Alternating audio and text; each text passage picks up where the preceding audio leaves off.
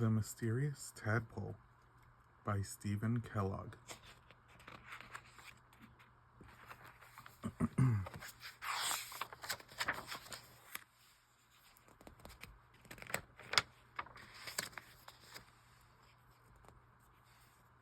It's dedicated to Helen, with ever-growing gratitude and love. "Greetings, nephew," cried Louis's Uncle McAllister. "I've brought a wee bit of Scotland for your birthday." "Thanks," said Louis. "Look, Mom and Dad, it's a tadpole." Louis named him Alphonse and promised to take very good care of him. Louis took Alphonse to school for show and tell. "Class, here we have a splendid example of a tadpole," exclaimed Miss Shelbert. "Let's ask Louis to bring it back every week so we can watch it become a frog." Miss Shelbert was amazed to see how quickly Alphonse grew. "Maybe it's because he only eats cheeseburgers," said Louis. When Alphonse became too big for his jar, Louis moved him to the kitchen sink. "He's the perfect pet," said Louis. Louis and Alphonse loved to play games. "Be careful, Louis," said his mother. "The living room is not a soccer field. Something is going to get broken." And she was right. That same day, the soccer ball slammed into Aunt Tabitha's antique lamp. "This tadpole is out of control," said Louis's mother. "Something must be done." "It won't happen again," promised Louis. "I'll take Alphonse to obedience school." The only animals at obedience school were dogs. Some of their owners stared at Alphonse suspiciously. "Pretend you're a dog," whispered Louis. Alphonse tried to bark, but it sounded like a burp. "Hold on a minute," said the trainer. "What kind of dog is this?" "He's a hairless spotted water spaniel from Scotland," explained Louis. Alphonse quickly learned sit, stay, and retrieve. He graduated at the top of his class. "My parents will be very pleased," said Louis. But Louis's parents were not pleased when Alphonse outgrew the sink and had to be moved to the bathtub.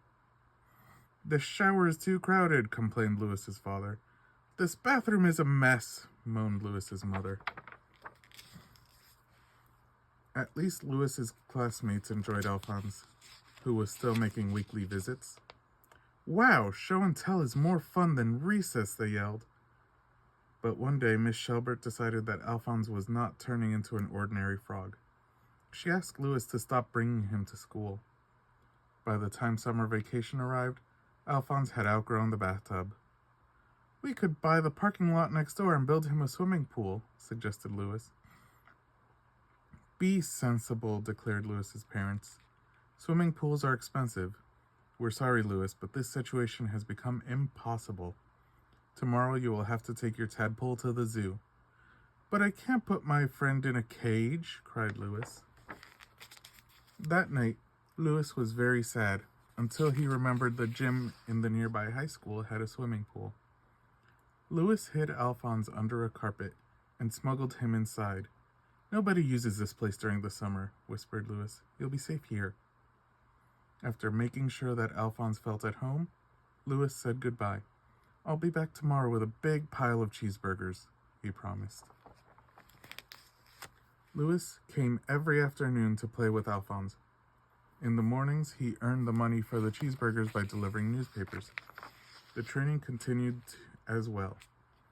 Louis would say, "Alphonse, retrieve," and Alphonse would succeed every time. As summer vacation passed, Louis became more and more worried what would happen to Alphonse when the high school kids returned. After his first day of classes, Louis ran to the high school and found the gym bustling with activity. The swim team was headed for the pool. "Stop!" cried Louis. "On your mark," bellowed Coach. "Get set." "Excuse me, sir," said Louis. "Go!" roared the coach. Alphonse rose to the surface to welcome the swimmers. "It's a submarine from another planet," shrieked the coach. "Call the police! Call the Navy!" "No, it's only a tadpole," said Louis. "He's my pet." The coach was upset and confused. You have until tomorrow, he cried, to get that creature out of the pool.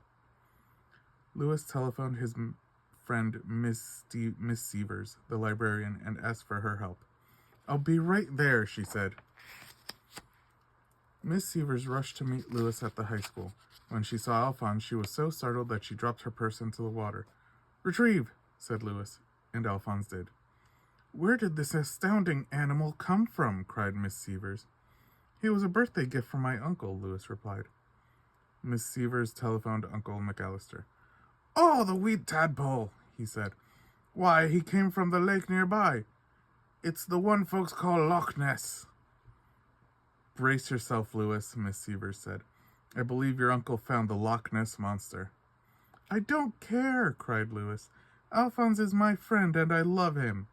He pleaded with Miss Severs to help him raise enough money to buy the parking lot so he could build a big swimming pool for Alphonse. Suddenly, Miss Severs had an idea. Long ago, a pirate ship sank in the harbor, she said.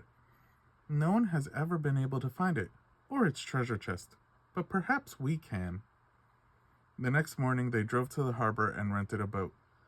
This is a treasure chest, cried Lewis. Retrieve!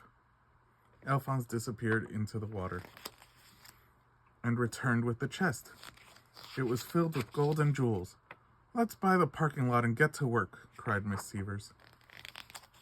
Lewis's parents were shocked to see a construction crew in the parking lot. Lewis, they cried. What in the world is going on here? Alphonse found a pirate treasure ship, explained Lewis, and we used part of the gold to buy you this present. Lewis's parents were shocked once again. Tickets for a vacation cruise to Hawaii? And, said Lewis, you don't have to worry about us because Granny has agreed to babysit. They hugged Lewis. They kissed Alphonse. How soon can we leave? They cried. Immediately, said Lewis. By the time Lewis's parents returned, the swimming pool was being enjoyed by everyone in the city.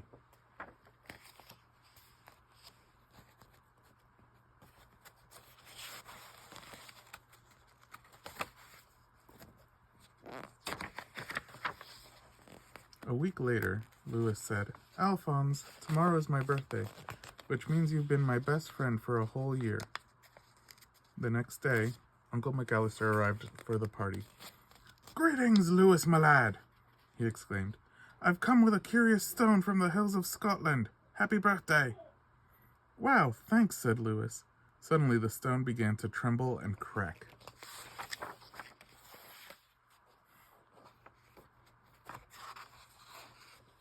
The end.